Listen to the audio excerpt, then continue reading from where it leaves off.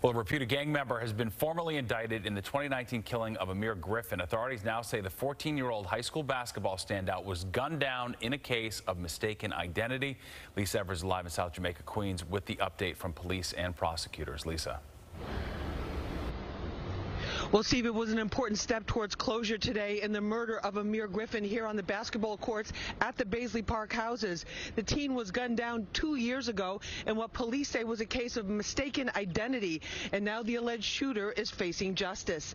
18-year-old Sean Brown of Jamaica was taken into custody last week. Today he was arraigned before Judge Kenneth Holder on charges that could keep him locked up for decades. On October 26, 2019, police say Brown ran up to the basketball court and took Aamir Griffin, who was 14 and playing basketball, mistaking him for a rival gang member. He allegedly fired 3 shots from a .380 caliber handgun, one of them striking Griffin.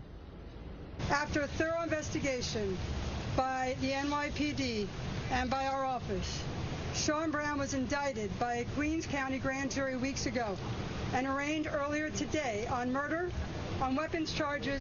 Based on his social media, we were able to determine that he was out in Los Angeles.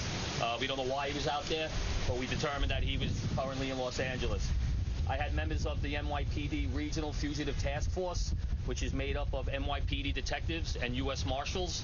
They responded out to Los Angeles. Now, since Aamir's murder, the basketball court was in disrepair and avoided by many residents.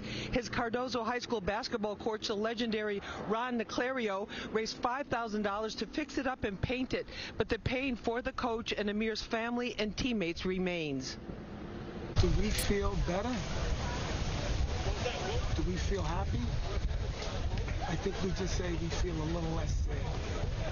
The reality is, Aamir will not be walking into Cardozo next week, starting his junior year, ready to shine on the court.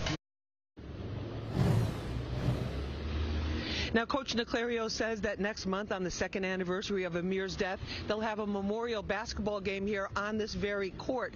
As for the suspect, he's behind bars with no bail and will go back before the judge next Tuesday. We're live at Baisley Park houses. I'm Lisa Evers, Fox 5 News. Steve, back to you in the studio. All right, thanks, Lisa. Well,